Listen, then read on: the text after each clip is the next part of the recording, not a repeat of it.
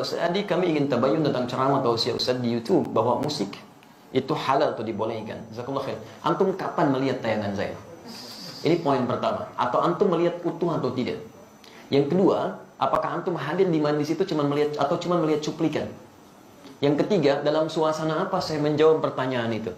Karena setiap materi yang disampaikan, setiap majlis itu suasananya bisa berbeda. Apa yang ditanyakan nggak bisa antum bikinnya di hukum umum. Ini poin pertama. Yang kedua, antum mesti bedakan hukum dengan sikap hukum. Itu berbeda. Hukum dengan sikap hukum.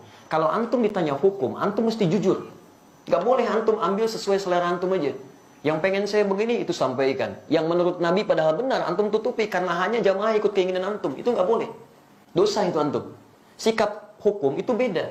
Misal, ada hukum, saya beri contoh, nanti saya teruskan ke musik ya. Ada hukum misalnya untuk sujud nih, setelah i'tidal. Ya, hukumnya ada dua secara umum. Yang pertama adalah sujud dengan menggunakan lutut dulu. Itu ada di Abu Daud nomor hadis 838 dari Wa'il bin Hujur, posisi paling kanan sebelah bawah. Baik, yang kedua ada menggunakan telapak tangan. Di telapak tangan dulu baru lutut. Ya, itu ada di Abu Daud kitab yang sama nomor hadis 840 dari Abu Hurairah, posisi paling kiri sebelah atas sampai 841. Cuman beda dua nomor. Ini yang disebut hukum. Jadi kalau Anda tanya bagaimana hukumnya, ini dua alternatif yang diajarkan oleh Nabi. Singkatnya ada kemudahan. Anda kalau ingin menggunakan lutut boleh, ingin menggunakan telapak tangan boleh. Karena kita sujud memang hanya menggunakan satu di antara dua itu. Itu artinya kemudahan. Rumus fikihnya disebut al-jam'u wa taufiq. Jadi kalau ada persoalan, hadisnya banyak, antum jangan pilih satu hadis dan antum ikuti, tidak. Kumpulkan semua hadisnya, at-taufiq kemana arah hukumnya. Di situ antum simpulkan. Sampai Ibnul Qayyim al-Jauziyah menulis kitab sifat salat Nabi, beliau menyimpulkan saya pilih yang pakai lutut. Syekh Muhammad Nasruddin al-Albani menulis kitab sifat salat Nabi, memilih menggunakan telapak tangan. Jadi kalau antum ngajinya menggunakan kitab sifat salat Nabi Syekh al-Albani, pasti pakai telapak tangan itu. Lihatnya. Kalau antum baca kitab Syekh Ibnul Qayyim al-Jauziyah, Masya Allah akan menggunakan lututnya. Nah, dua-duanya dipraktekkan.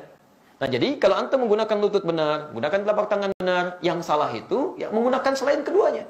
Bisa pakai kepala duluan gitu kan? Itu kan keliru. Ya. Dan diantara yang pakai kepala duluan belum apa-apa sudah rame gitu kan. Lihat orang pakai telapak tangan disebut ini salah nih, yang benar pakai ini. Mungkin antum ngambil salah satu aja. Dan yang tidak tepat ketika Anda mengajarkan pakai telapak tangan atau pakai lutut, Anda mengatakan nih yang lain salah nih, yang benar pakai ini. Hadisnya dhaif. Antum berani mendaifkan Syekh Ibnu Qayyim al-Jauziyah, antum siapa? Ya? Antum mengatakan yang pakai telapak tangan salah, antum di mana makamnya Syekh Al-Albani? Ini jangan sampai kita yang belum tentu hafal hadisnya jadi pada rame. Hadisnya aja nggak tahu gitu kan. Ya, itu hukum. Adapun sikap hukum itu pilihan antum terhadap hukum. Antum bersikap ingin menggunakan lutut, silakan. Bersikap ingin menggunakan telapak tangan itu silakan, itu nggak ada masalah di sini. Jelas di sini? Nah sekarang dari pemahaman ini, mari kita tarik kepada pertanyaan tadi. Musik apa sih hukumnya? Apa dulu musik tuh? Antum harus kenali dulu. Apa dulu musik? Jangan-jangan ribut masalah musik, antum sendiri nggak kenal musik. Antum menghukumi musik, handphone antum sendiri banyak musiknya. Ringtone, tone itu kan musik. Begitu bunyi, musik itu haram. Bunyi, tending gitu kan. Masya Allah. Haram semua tuh di HP antum tuh. Antum harus kenali dulu apa itu gitu kan. Musik itu segala suara yang menghasilkan irama. Ingat ya, kami alhamdulillah saya sampai S2 itu spesialis saya di bahasa Arab. Saya senang tafsir Quran. Saya sangat cinta Quran. Ya? Dan alhamdulillah untuk memahami Quran, saya harus paham bahasa Quran. Maka saya belajar di bahasa itu. Dan turunannya nanti ada pembahasan tentang syair. Yang di syair itu salah satu subbabnya pembahasan tentang musik. Karena unsur dari syair itu musik. Salah satunya. Musik segala suara yang menghasilkan irama. Jadi setiap suara menghasilkan irama itu disebut dengan musik. Jelas di sini? Ini dibagi dua nanti. Ya, yang pertama, ada yang tidak menggunakan alat. Jadi suara. Dan orang Arab sudah terbiasa tentang itu. Maka ketika mereka membuat syair, di antara unsur syair itu salah satunya musik. Kalau antum belajar jurusan bahasa Arab, berbicara tentang syair itu pasti itu akan belajar itu. Di antaranya ada irama, musik di situ. Kalau diturunkan ada 16 rumus, disebut dengan bahar di ilmu arud. Ada bahar tawil, ada madid, ada rajaz, ada macam-macam. Dan sejak zaman jahiliyah sudah ada. Jadi begitu mereka bikin syair, tidak ada irama musiknya, itu disebut aib musiknya. Aib syairnya, celak. Bukan syair yang fasih. Ya, tawilun lahu dunal bukhuri fadailu fa'ulun mafa'ilun fa'ulun mafa'ilu kifanat min dzikra habibin wa manzili bisaqtul liwa bainad dakhuli fahawmali. Selalu ada iramanya, membedakan satu dengan yang lainnya. Nah, pada yang seperti ini bahkan turun ayat Quran. Saya ulang ya, bahkan surah khusus yang membahas tentang kebiasaan mereka. Surah ke-26 disebut Asy-Syu'ara. Asy-Syu'ara itu jamak dari kata syair yang berarti pemusik, penyair. Nggak pakai O, penyair. Oh, itu penyair. Saya ulang ya, penyair. Jamaknya asy'ara. Tayyib, kalau antum baca nanti dari ayat 224 sampai ke ujungnya, singkatnya apa? Ada kebiasaan-kebiasaan mereka ketika ayat turun dicela oleh Quran. Dicela oleh Quran. Wasy'ara yattabi'uhumul ghawun, dan para penyair itu seringkali menghadirkan hal yang tidak bermanfaat. Wa hum fi kulli wadin yahimun, ada yang datang ke lembah-lembah nyari inspirasi sehingga ibadah ditinggalin. Datang ke lembah, jadi apa Pak? Jadi ilham. Kan ilham tetangga Bapak. Oh enggak, saya di sini. Jadi itu, jadi inspirasi, nulis macam-macam. Sehingga maaf, kebaikan-kebaikan diabaikan. Kan sholat tertinggal, macam-macam tertinggal. Zaman jahiliyah banyak yang begitu. Sehingga ketika zaman Islam dibedakan. Yang seperti ini gak ada banyak manfaatnya. Bahkan ada yang menuduh Nabi SAW. Ada yang menyerang Nabi dengan syair. Banyak. Ada Zuhair bin Abi Salma sebelum dia taubat. Nyerang Nabi itu. Disebutkan begini, dan sebagainya. Apa yang terjadi? Sisi lain, banyak juga penyair muslim. Di antaranya Hasan bin Sabit. Hasan bin Sabit bahkan langsung disebut sebagai syairun Nabi. Seorang penyair yang membela Nabi SAW. Jadi begitu di sudut sana mencela Nabi, di sini kemudian membalas dengan membela Nabi SAW. Dan tidak sedikit pembelaan itu dihasilkan lewat syair. Yang seperti ini langsung disanjung oleh Quran. Illal ladzina amanu, kecuali para penyair yang beriman kepada Allah Subhanahu wa taala. Yang dengan syairnya dijadikan untuk membela Islam dan mengangkat nilai-nilai kebaikan. Jelas di sini dulu? Ini sisi yang pertama. Jadi Anda bayangkan, Anda mesti fair di sini. Ada ayat yang mencela keadaan tertentu, ada ayat yang kemudian mengangkat nilai kebaikan di situ. Jelas? Bahkan Nabi SAW pernah kemudian meluruskan ketika seseorang memuji Nabi untuk mengkultuskan. Jangan sebutkan itu, sebutkan yang lain. Dan Nabi SAW ketika pulang dari perang Tabuk pulang, itu disambut dengan syair. Dan beliau diam. Tala'al badru alaina min thaniyatil wada'i, ya wajaba syukru alaina, mada'a lillahi da'i. Dan antum ada yang kemudian membuat dengan musik-musik kasidah itu. Itu asalnya kan itu syair. Ya, dari madid rumusnya. Tala'al badru alaina min thaniyatil wada'i wajaba syukru alaina mada'a lillahi da'i. Ada semuanya di situ. Ya. Sampai orang Arab itu bukan, jangankan masalah seperti itu, lihat binatang, lihat macam-macam, itu memang itu Masya Allah, itu langsung bisa bikin syair. Refleksnya syair.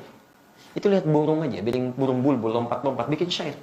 Al-Asma'i pernah bikin, cuma gara-gara burung bulbul lompat ke dahan-dahan bikin syair. Sautu safiril bulbuli hayyaja qalbi thamini alma wa zahru ma zahri lafdhul muqali fa anta yasridi wa sayyidi wa mawlani fakam tajumuni ghajirin uqalqali qataftuhu min wajhatin fi hadha ar-rajuli faqala la faqad ghada muharmili wal walad wali yawaidani faqultu la tuwalbili fabayyinu lu'ali qalat lahu hina kadha in hadhul muqali kahatan kakailali tabtabi ada semuanya.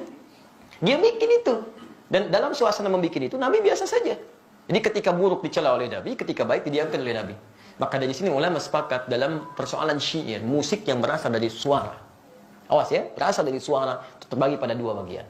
Ada yang dicela sampai tingkat keharaman ketika menjauhkan dari Allah Subhanahu wa taala, membuat diri lalai, makruh dengan kalimat-kalimat yang tidak pantas dan yang haram.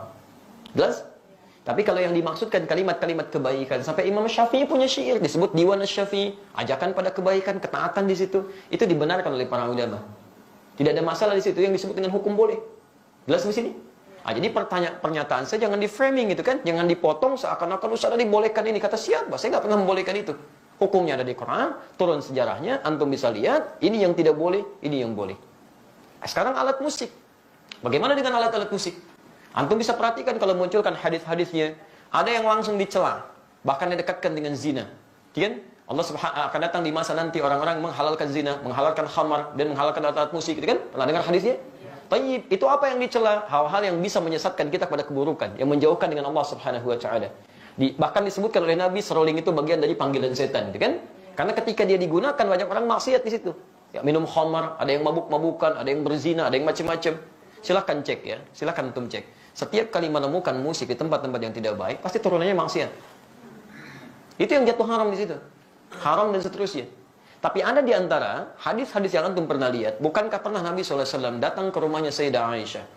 Baik, apa yang terjadi? Rupanya di situ sedang ada pesta yang diadakan oleh Sayyidah Aisyah.